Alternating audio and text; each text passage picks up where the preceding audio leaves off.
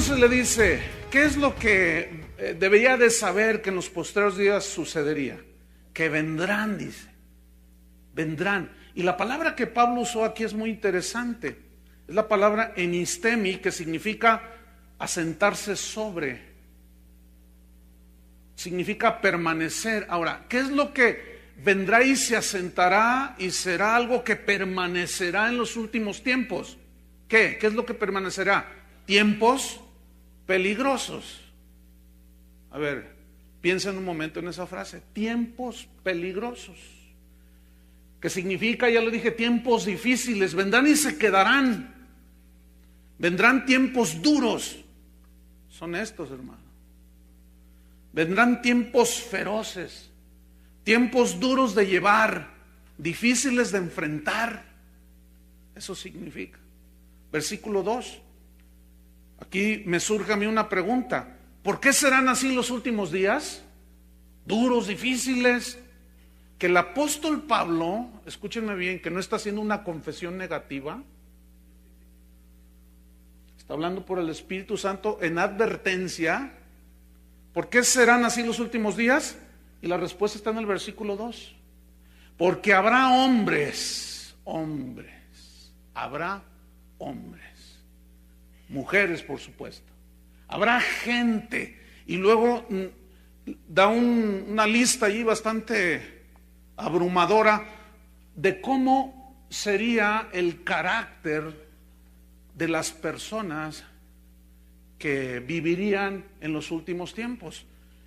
Dice, hombres amadores de sí mismos, avaros, vanagloriosos, soberbios, blasfemos, desobedientes a los padres, ingratos, impíos, sin afecto natural, implacables, calumniadores, intemperantes, crueles, aborrecedores de lo bueno. Entonces aquí viene otra pregunta que quiero que usted la reflexione. La pregunta es esta. Esta lista de hombres que Pablo dijo que iban a caracterizar los últimos tiempos, los tiempos peligrosos, los tiempos duros y difíciles, ¿de qué tipo de hombres o en qué tipo de hombres está hablando Pablo? De los hombres del mundo que están afuera en el mundo o dentro de la iglesia. Dentro de la iglesia. Qué negativo era Pablo para afirmar las cosas. Efectivamente, está hablando de gente dentro de la iglesia. El versículo 5 te dice la respuesta, que efectivamente es gente dentro de la iglesia, metido dentro del cuerpo de Cristo. La cizaña metida dentro de la casa de Dios. Versículo 5 dice, todos estos tendrán, ¿qué? Apariencia de piedad. Entonces no está hablando de los de allá afuera, porque esos no aparentan nada, esos no disimulan nada. Entonces está hablando de gente de adentro, de falsos pastores, falsos apóstoles, falsos ministros, falsos directores de alabanza, falsos cristianos, gente llenos de hipocresía, llenos de avaricia, de vanagloria, hambrientos de ser reconocidos y aplaudidos. Esos, dice, tendrán apariencia de piedad. La palabra que usó Pablo, que se traduce apariencia, es la palabra morfosis, que significa dar una imagen. Si hay algo que está caracterizando el ministerio de hoy es dar una imagen.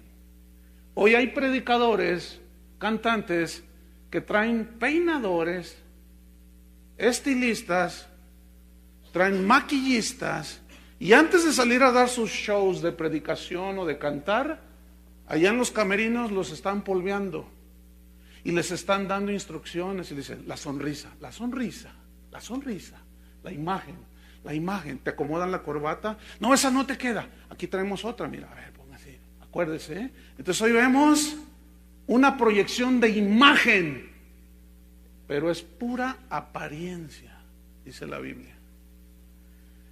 Y esta palabra morfosis significa también dar la impresión. ¿Qué impresión? De que son de Dios, de que son gente de Dios. Y ahí es donde muchos cristianos que no tienen discernimiento, que después les daré un tema sobre el discernimiento, No saben discernir y se van con las apariencias. Y acuérdese que la Biblia dice que las apariencias engañan, ¿verdad que así dice? Entonces, morfosis significa dar una imagen, dar la impresión. Habla de una apariencia externa,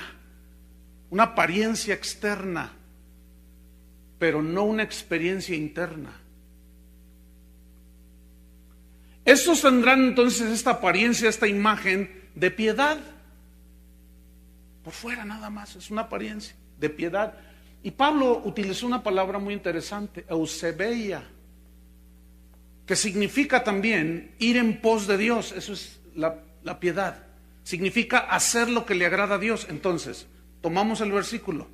Pablo dice, tiempos peligrosos vendrán.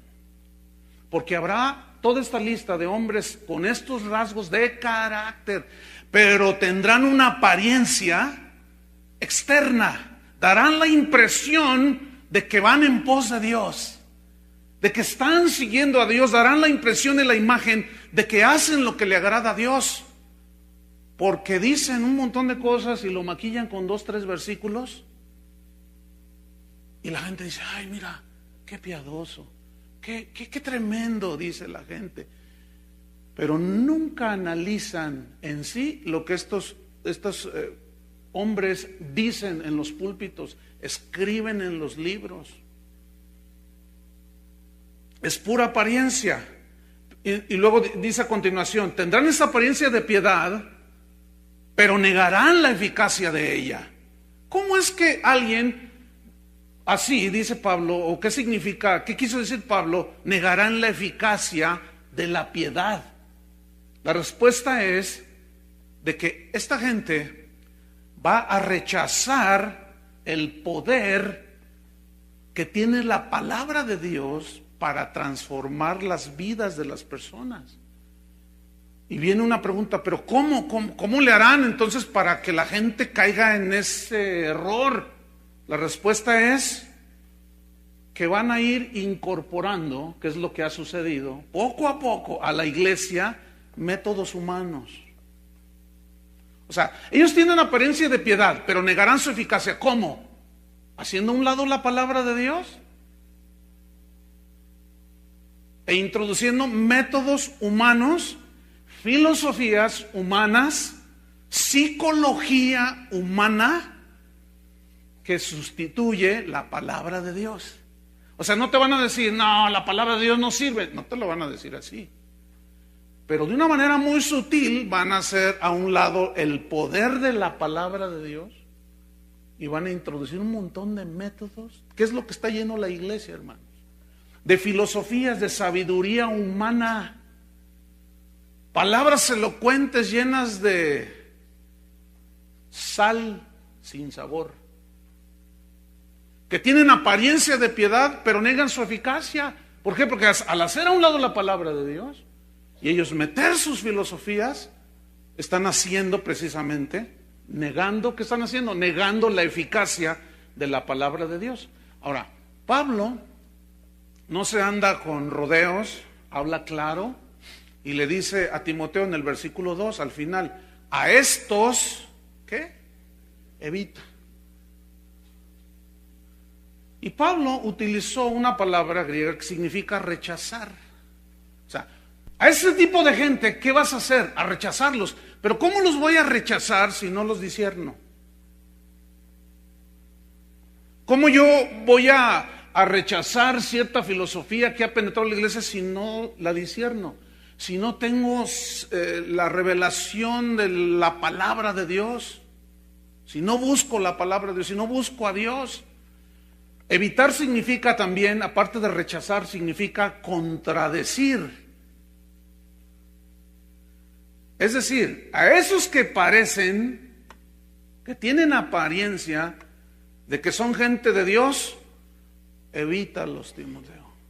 Apártate de ellos, recházalos. Y con la palabra de Dios, contradícelos.